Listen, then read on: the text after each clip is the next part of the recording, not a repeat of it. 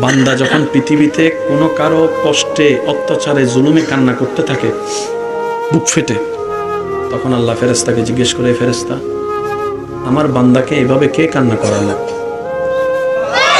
একটু বুঝার চেষ্টা করেন। কোনো বান্দাকে যখন পৃথিবীতে কেউ কাঁদায় তখন আল্লাহ ফেরেশতাকে জিজ্ঞেস করে, ফেরেশতা আমার বান্দাকে কে কাঁদালো, সেইভাবে কান্না করছে কেন?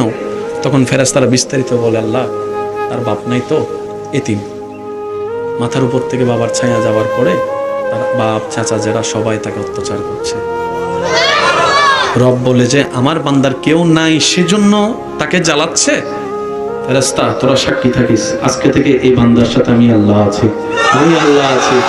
রব বলে যে বান্দা আমি আছি তোর সাথে, আমি আছি তোর সাথে, আমি আছি তোর সাথে। তোর ডাক বাবা শুনবে না, ভাই শুনবে না, তোর পক্ষে কেউ কথা বলবে না, আমি আল্লাহ কথা বলবো, আমি আল্লাহ কথা বলবো, আমি আল্লাহ কথা বলবো। এদিকে বান্দার চোখের পানি পড়ে, মজলুমের অন্তর থেকে আবের হয়, সেটা আল্লাহর দরবারে পৌঁছে যায়, দোয়া কবুল হয়ে যায়। সেজন্য সৌভাগ্যবান মজলুম, কারণ জালিমের সাথে আল্লাহ, বলেন না জালিমের সাথে আল্লাহ, মজলুমের সাথে আল্লাহ। সেজন্য আমি বলি, কেউ যদি জ্বালায় জ্বালাইতে দেন, কেউ যদি গুতায় গুতাইতে দেন, কেউ যদি বদনাম করে দেন না একটু করতে, কেউ যদি নামাতে চায় একটু সময় দেন না নামাতে। কারণ বান্দা যাকে নামায় ওই বান্দার ধৈর্য যদি আল্লাহর পছন্দ হয়, আল্লাহ তখন তাকে তোলে। এবার নামাচ্ছে কে? বান্দা বলে নামাচ্ছে কে? তুলছে কে? এবার আপনার পক্ষে তো আল্লাহর সাপোর্ট চলে আসছে, আপনারা নামাইব কে?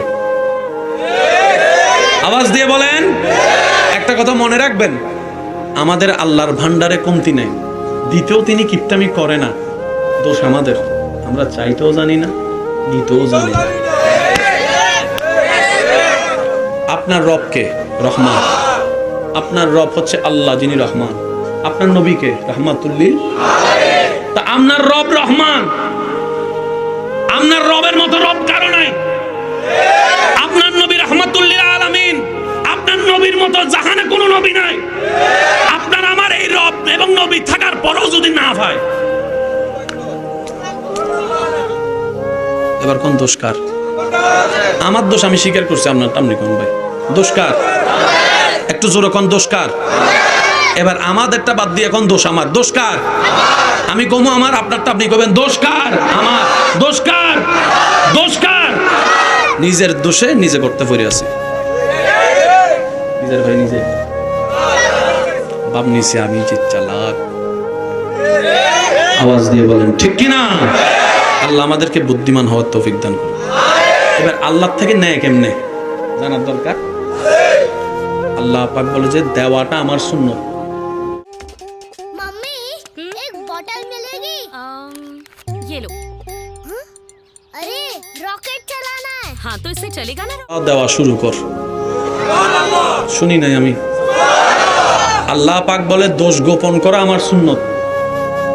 মানুষের দোষ জেনে গোপন করা শুরু কর।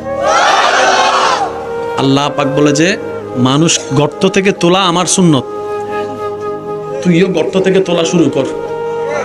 কোরআনে সেই দৃশ্যটাকে এইভাবে বলেছেন, সিবগাতাল্লাহ। আল্লাহ বলে খাওয়ানো আমার সুন্নত, আমার বান্দা যে অন্যকে খাওয়াবে আমি আল্লাহ তার রিজিকে বরকত দান করব। সুবহানাল্লাহ। দোষ গোপন করা আমি সাত্তারের সুন্নত, আমার বান্দাদের ভিতরে যে অন্য বন্ধু ভাইয়ের দোষ জানার পরও সমাজে তাকে লাঞ্ছিত না করার জন্য দোষগুলোকে গোপন করে রাখবে, আমি আল্লাহ সেই বান্দার দুনিয়াতেও দোষ গোপন করে রাখবো, হাসরের পাপ রাশিও আমি আল্লাহ গোপন করে তার ইজ্জতের ব্যবস্থা করে দিব। বলেন সুবহানাল্লাহ। এবার কে কে চান নিজের গুনাহ গোপন থাকুক? আমরা চাই কি চাই না? শর্ত হচ্ছে একটা, অন্যটা গোপন রাখেন। সব শুনতেছেন আল্লাহ পাক বলে যে আমি তো নিজে জানি, কিন্তু আমি তো বলি নাই। আমি তো নিজে দেখছি, কিন্তু কাউকে তো জানতে দিই নাই। তুই জানার পর কইলি কা? আল্লাহ ওই ফ্যাটের মধ্যে গুডুর গুডুর করে। আমাদের একটা অভ্যাস আছে না, কি ফ্যাটের মধ্যে কথা কি হয় না, হজম। আল্লাহ আমার ফেটে গুডুর গুডুর করে। রব করে যে ঠিক আছে, শর্ত যেহেতু তুমি বাংছো, আমার আর কিছু করার নাই, তুমি দোষ পড়লেছ, তোমার দোষও বের হবে। আল্লাহ কি বলেন? আমার দোষ বের হবে, তাইলে তো আমার বউয়ের লাগে আমার ব্রেকআপ। বুঝে নেন না রে ভাই, বুঝে নেন না। আওয়াজ আওয়াজ দিয়ে বলেন, স্বামীর দোষ রাশি যদি বউরা জানতো, বউদের দোষ রাশি যদি স্বামী জানতো, কোন সংসার টিকার সম্ভাবনা আছে? আল্লাহ পাক বলে সব জেনে আমি গোপন করে রাখছি। সুবহানাল্লাহ কয় না?